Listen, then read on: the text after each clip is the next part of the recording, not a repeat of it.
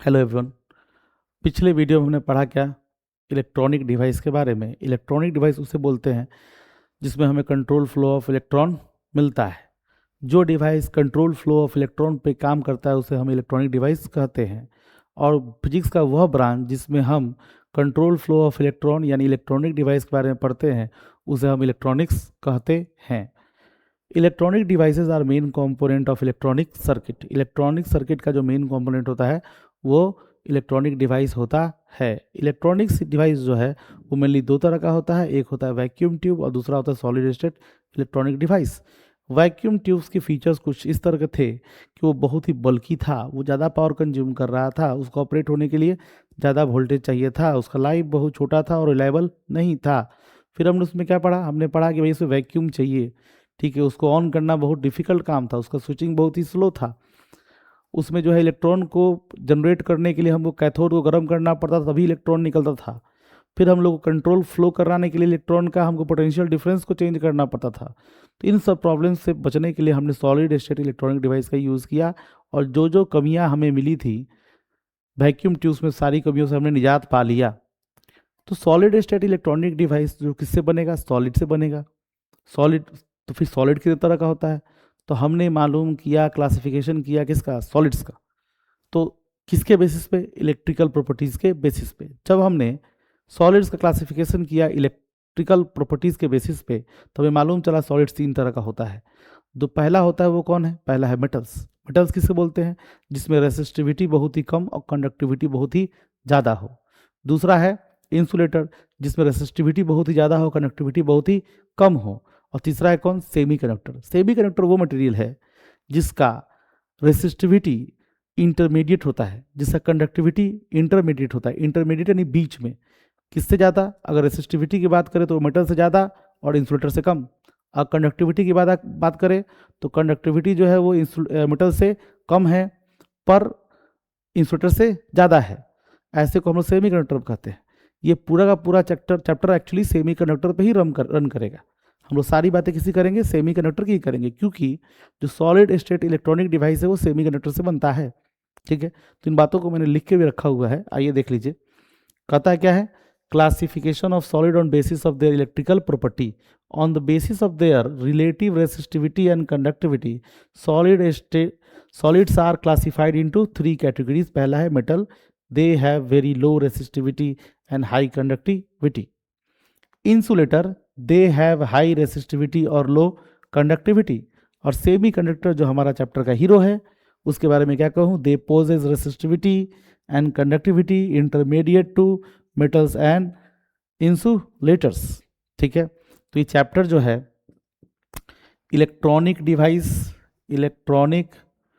Devices are made of क्या?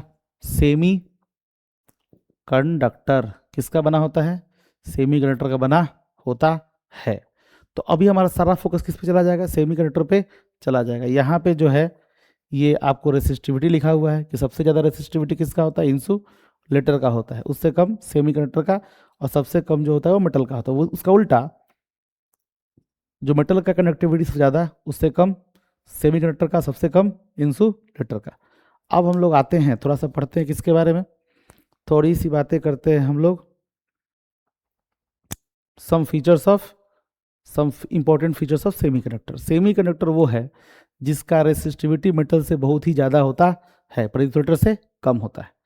Temperature coefficient of semi conductor have negative and high value. मतलब क्या? देखिए, temperature coefficient जैसा एक चीज़ होता है जिसको हम लोग डिनोट करते हैं किससे? जिसको हम डिनोट करते हैं अल्फा से। Alpha is a temperature coefficient. ठीक है, रिप्रेजेंट करते किससे? अल्फा से। जो अल्फा का वैल्यू होता है उसके वैल्यू को देख के हमको मालूम चलता है कि टेम्परेचर के साथ जो रेजिस्टेंस है वो कैसे वेरी करेगा। अगर किसी का अल्फा पॉजिटिव है इसका मतलब है टेम्परेचर बढ़ने पे रेसिस्टिविटी क्या होगा? बढ़ेगा। और अगर किसी का अल्फा अगर निगेटिव है इसका मतलब है टेम्परेचर बढ़ने पे उसका रेसिस्टिविटी क्या होगा? टेम्परेचर बढ़ने पे उसका रेसिस्टिविटी घटेगा। और यहाँ पर साफ साफ लिख रहा है कि temperature coefficient of semi conductor is have negative value. It means जब टेम्परेचर बढ़ेगा जब टेम्परेचर बढ़ेगा तो सेमीकंडक्टर का रेसिस्टिविटी घटेगा, जबकि मेटल में क्या होता है, मेटल में टेम्परेचर बढ़ने पर रेसिस्टिविटी भी क्या होता है, बढ़ता है। ये बहुत ही इंपॉर्टेंट पॉइंट है, बिहार बोर्ड सीबीएसई सब में ये ऑब्जेक्टिव में पूछा जाता है कि बताइए कौन सा सॉलिड है जिसका टेम्परेचर बढ़ने पर रेसिस्टिविटी घटता है। टेम्परेचर बढ़ने पर रेसिस्टिविटी घटता है सेमी कंडक्टर का, और टेम्परेचर बढ़ने पर रेसिस्टिविटी बढ़ता है किसका, टेम्परेचर बढ़ने पर रेसिस्टिविटी बढ़ता है कंडक्टर का, मेटल्स का। इवन इंसुलेटर का भी अल्फा ही निगेटिव ही होता है, इंसुलेटर में भी टेम्परेचर बढ़ाने पर रेसिस्टिविटी घटता है, ऐसा नहीं है कि नहीं है। यानी कि सेमी कंडक्टर और इंसुलेटर का अल्फा क्या होता है, निगेटिव होता है, टेम्परेचर बढ़ने पर रेसिस्टिविटी घटता है, ठीक है, वो लिखा भी हुआ है। Resistivity of semi conductor decrease with rapidly with increase in temperature, increase temperature होने पे रेसिस्टिविटी रैपिडली बढ़ता है। फिर लिखा है मैंने क्या कि मेटल में रेसिस्टिविटी इंक्रीज करता है, इंक्रीज इन टेम्परेचर। उसके बाद लिखा हुआ है क्या कि जो चार्ज कैरियर होते हैं, चार्ज कैरियर कौन होता है, मेटल में चार्ज कैरियर इलेक्ट्रॉन होता है, फ्री इलेक्ट्रॉन ही चार्ज गुड होता है, फ्री इलेक्ट्रॉन ही फ्लो करता है, तो उसको हम चार्ज कैरियर बोलते हैं। तो मेटल में जो चार्ज कैरियर होता है बहुत ही ज़्यादा होता है। सेमी कंडक्टर में इन चार्ज कैरियर का नंबर डेंसिटी जो होता है वो मेटल की तुलना में क्या होता है, कम होता है। यानी कि अगर चार्ज कैरियर की डेंसिटी की बात हो, यानी number of free charge carrier की बात हो, तो number of free charge carrier जो होता है वो मेटल में बहुत ज़्यादा होता है, उसकी तुलना में सेमी कंडक्टर में क्या होता है, कम होता है। और सबसे कम नेग्लिजिबल किस में होता है, वो होता है क्या, नेग्लिजिबल नहीं होता है किसमें, इंसुलेटर में। ठीक है, तो ये हमारा वीडियो 2, हम चलते वीडियो नंबर 3 पे। ठीक है।